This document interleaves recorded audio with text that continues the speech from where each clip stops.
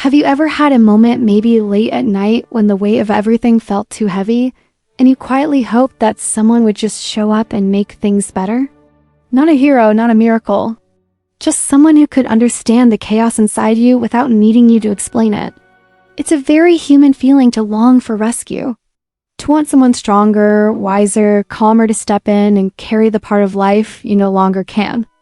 But what if no one comes? What if the person you've been waiting for is actually you? This video isn't about blaming anyone. It's not about saying you shouldn't want help. We all need support. This isn't about pretending you don't, but there's a quiet truth that's often hard to accept. Sometimes the person who shows up for you first has to be you. You might be tired. You might be unsure. You might be sitting in the middle of a life that doesn't look anything like what you planned. And still, you have more strength than you think. This isn't a message to make you feel more alone. It's a reminder that you're not powerless. Today, we're not talking about how to be perfect or how to have it all together. We're talking about how to become the kind of person you would want beside you when everything feels uncertain. Not by pretending you're fine, but by learning how to hold yourself kindly, how to rebuild slowly, and how to trust your own presence again. Let's talk about what it means to stop waiting and start becoming. 1. Why no one is coming to save you. There's a hard truth that many of us quietly wrestle with. No one is coming to save us. Not because people are cruel or indifferent, but simply because everyone is deeply occupied with their own lives. Even those who love us may not have the capacity or the understanding to reach into our pain and fix it for us. It's a sobering realization. Especially when you've hit rock bottom and all you crave is for anyone to see your struggle and say, "Let me carry this with you." But the reality is, most people are carrying burdens of their own. They're managing careers, relationships, responsibilities, and silent battles that aren't always visible on the surface. Even the people closest to you, those who truly care, might not fully grasp the weight you're holding. They may offer advice, encouragement, or even silence, none of which feel like the rescue you were hoping for. And the more you wait for someone to understand it perfectly, the more disempowered you become. Because with every day you wait, you put your life on pause. You delay healing. You give away the power that should have stayed in your hands. There's a story I once heard about a woman who had been unemployed for months. At first, she tried everything, reaching out, applying, staying hopeful. But over time, the rejection wore her down. Depression set in. She stopped trying, telling herself that someone, maybe a friend, a mentor, anyone would eventually notice how low she had fallen and pull her back up. But no one came. Not because they didn't care, but because they didn't know how to reach her. The more she waited, the more invisible she became, not to the world, but to herself. Or take the example of a woman who kept falling into relationships that felt like rescue missions. She believed each partner would be the one to fix her broken pieces, to fill the void she couldn't bear alone. But every time the initial thrill faded, so did the illusion of rescue. She was left with the same emptiness, the same unhealed wounds, because what she needed was not someone to complete her, but someone to walk beside her while she learned to complete herself. These stories are not uncommon. They echo a universal longing, the desire to be saved. But as Mel Robbins once said so simply, no one is coming. It's up to you now. This quote isn't meant to be cold, it's meant to be clarifying. It shifts the narrative from passive waiting to active reclaiming. It doesn't mean you have to do everything alone. It means you stop waiting for someone else to make the first move toward your healing. You can still ask for support, still build connections, still cry when it gets hard. But underneath all of that, the foundation has to be yours. You have to be the one who decides you are worth saving. And that's not a lonely thing, it's a powerful thing. Because once you stop expecting rescue, you start designing solutions. Once you stop craving someone to fix it, you start learning how to rebuild. You start making different choices, asking better questions, setting stronger boundaries.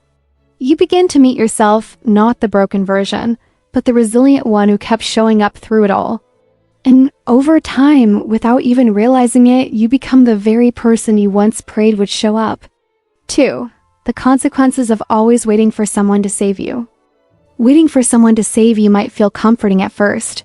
The idea that someone could appear and take away your pain, fix your life, or offer you direction sounds like a relief. But living with that hope quietly pulls you away from your own power. When you expect someone else to bring you happiness or solve your problems, you begin to live passively. You stop acting and start waiting. Over time, you lose trust in your own ability to make decisions. Life becomes something that happens to you, not because of you. This mindset often spills into relationships. You might rely on someone not just for companionship, but for a sense of meaning. In doing so, you risk losing yourself in the process. That dependence can lead you to tolerate things that aren't good for you, not because you don't see the red flags, but because the fear of being alone feels worse than staying stuck. It's not that others are trying to harm you. It's that you've handed them responsibility for your well-being, something they're not meant to carry. You may also find yourself looking to others to define your worth. If someone praises you, you feel valuable.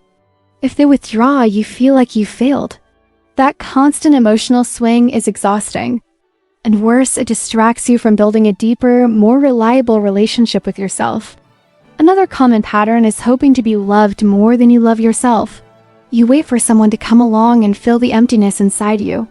And even if someone does show up and love you deeply, it still won't feel enough because real healing never comes from outside. When you neglect your own inner work, no amount of external affection can truly satisfy. You might think, but I'm just tired. I don't want to do this alone. That's valid. Wanting support is human. But depending entirely on someone else to carry you through life is risky. Because what happens if they leave, or if they don't show up in the way you imagined? You're left not only heartbroken, but also disoriented because you never built the foundation within yourself. The harsh truth is, no one can truly save you. People can support you, love you, and walk beside you, but they can't do the inner work for you. They can't rewrite your past or carry your future. That's your job. As Mel Robbins said, no one is coming. It's up to you now. But this isn't a message of despair, it's a message of freedom. If no one is coming, that means you get to take charge. You don't need permission. You don't have to wait anymore. You already hold the power to rebuild. It starts when you stop searching for someone to rescue you and start becoming the person you've been waiting for. 3. How to become a skilled, independent woman without waiting for anyone to teach you. It's a hard truth, but an empowering one. No one is coming to save you. In life, waiting for rescue or guidance from others often leads to frustration and disappointment. But what if the real rescue lies in knowledge and skills you can acquire yourself? Instead of hoping for someone else to lead you out of your difficulties, you can become the person who knows how to navigate life's challenges independently. Becoming skilled at living is not about being perfect or knowing everything instantly. It's about committing to learn continuously and develop practical abilities that sustain you. First mindset. No one will rescue you, but knowledge can. The first step to becoming self-reliant is shifting your mindset. You may feel stuck, waiting for someone to show you the way or fix your problems. But relying on external saviors limits your growth and makes you vulnerable. Instead, turn to knowledge as your greatest ally. When you don't want to lose your way, learn how to find your own path. When you want freedom from dependency, learn how to solve problems by yourself. For example, if you don't understand how to manage money, don't wait for someone else to teach you or handle it for you. Seek information, read books, watch tutorials, or attend workshops. Every bit of knowledge equips you with tools to take control of your life. The power lies not in others' hands, but in what you choose to learn and apply. Essential life skills everyone should learn.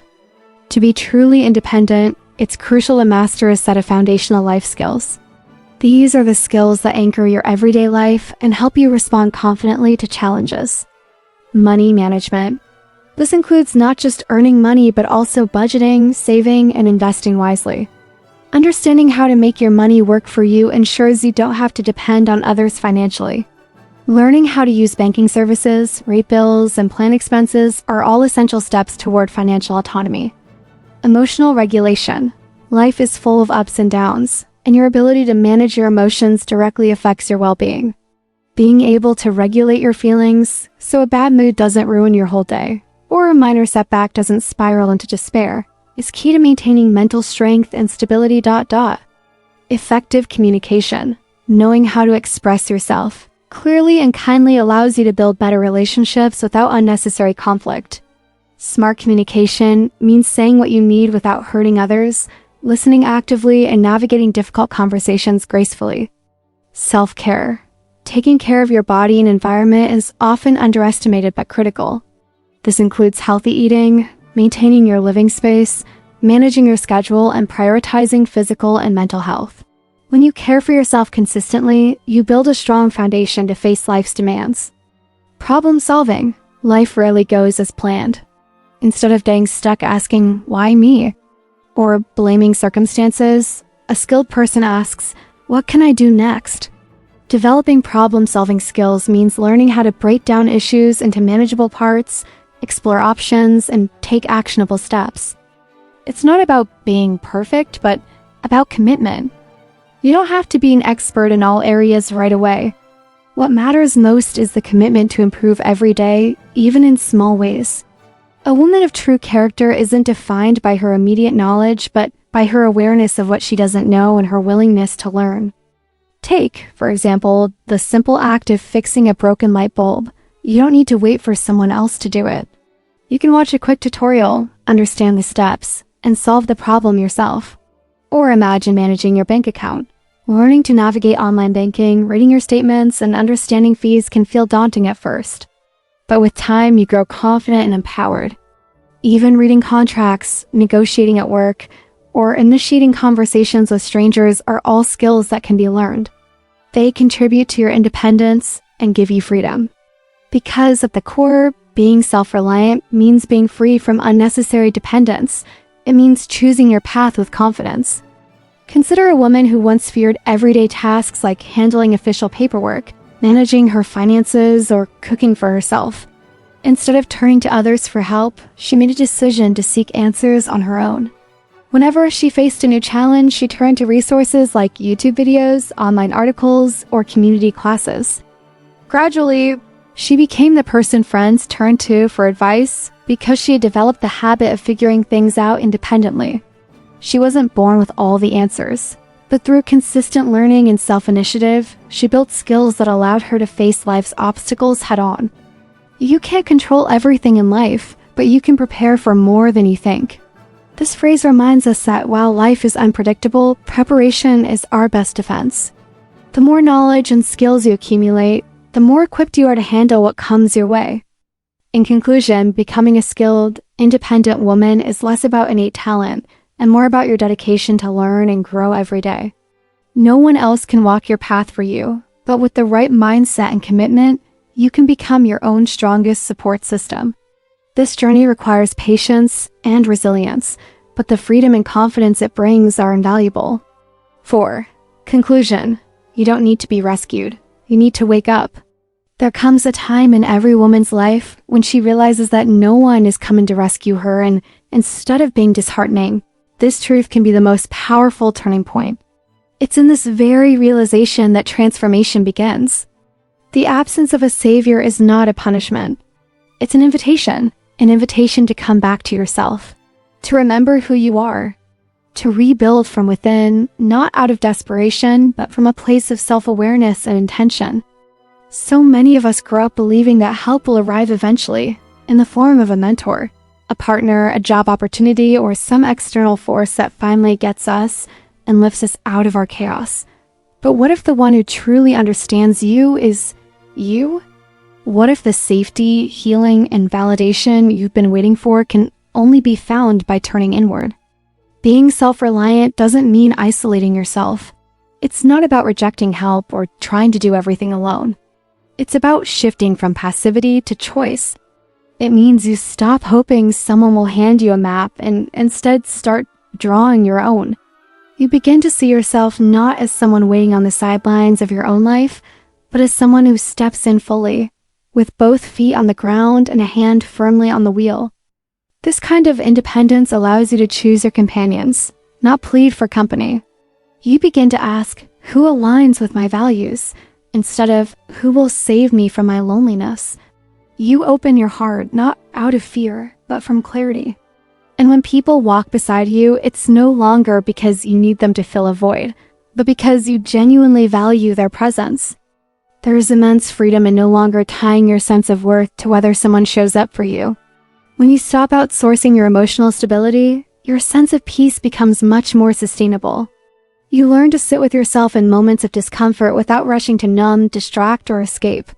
You become someone who responds, not someone who reacts. And yes, it takes time. There will be days when you feel like slipping back into the old pattern of waiting for someone to give you permission to feel worthy. But every time you choose to ground yourself, to breathe, to stay, you strengthen your foundation. You become more rooted in your own truth. As you move forward, remember this. You already carry everything you're looking for. Strength, clarity, tenderness, courage. They are not traits to be found outside of you. They're already inside. All you have to do is stop running from yourself long enough to notice them. So become the person you most need. The one who listens without judgment, who takes action without fear, and who chooses herself, not because it's trendy or empowering, but because it's necessary. Don't wait for someone to offer you safety, healing, or worth. They are not gifts to be given. They are truths to be uncovered, and they've been within you all along. Be the person you need the most. Don't wait for someone to hand you safety, healing, or worth. You already have it all inside you. You just have to begin the journey home. Don't forget to like, share, and subscribe.